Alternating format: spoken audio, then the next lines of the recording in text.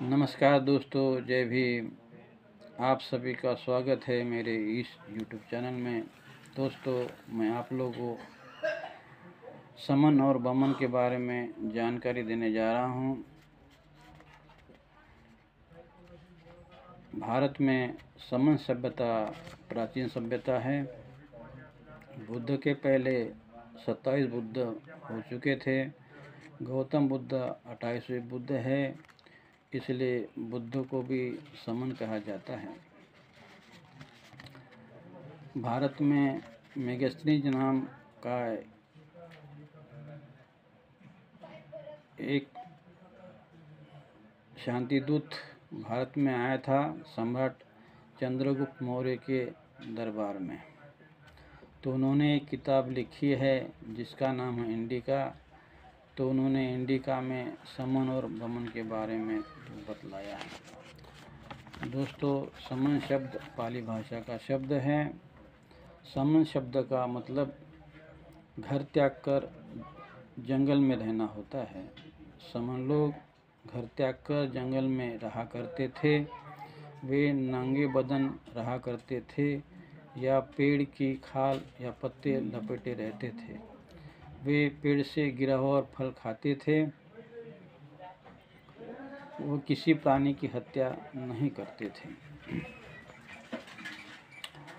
बुद्ध धम्म में 8 सुख प्राप्त होने की अवस्था को समन कहते हैं। समन प्रथा बहुत प्राचीन प्रथा है। समन लोग घर घर जाकर धम्म का प्रचार करते थे। वे आम जन लोगों को प्रज्ञाशील करुणा का मार्ग बतलाते थे। बमन जन्म के आधार पर नहीं बल्कि गुणों के आधार पर बमन होते थे।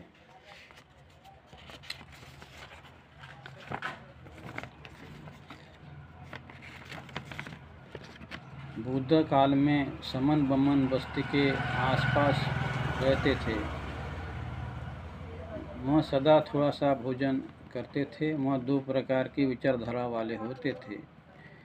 एक वो होते थे जो आत्मा में विश्वास रखते थे और दूसरे वो होते थे जो भगवान बुद्ध के मार्ग पर चलते थे। समन बमन ये दोनों एक ही शब्द है, न कि अलग अलग।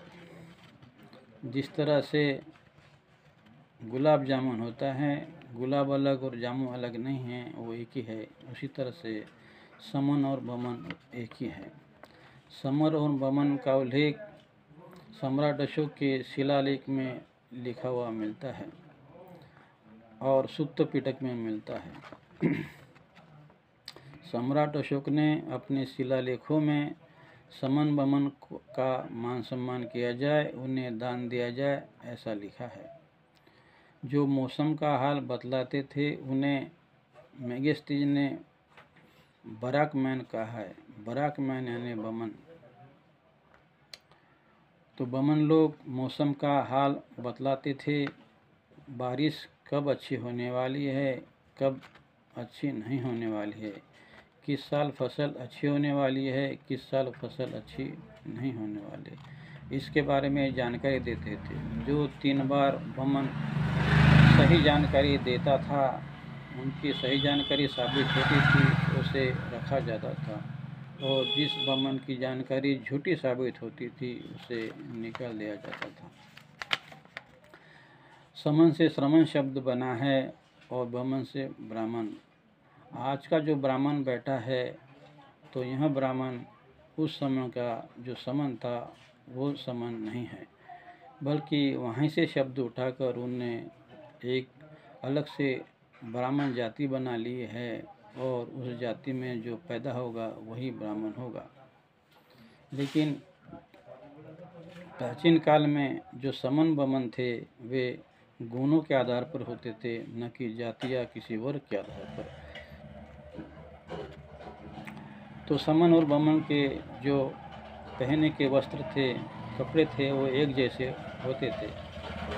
समन लोग जंगल में रहते थे और बमन लोग अपने परिवार के साथ गांव में रहते थे। लेकिन इन्हें भी विद्वान कहा जाता था। तो दोस्तों आज के लिए इतना ही।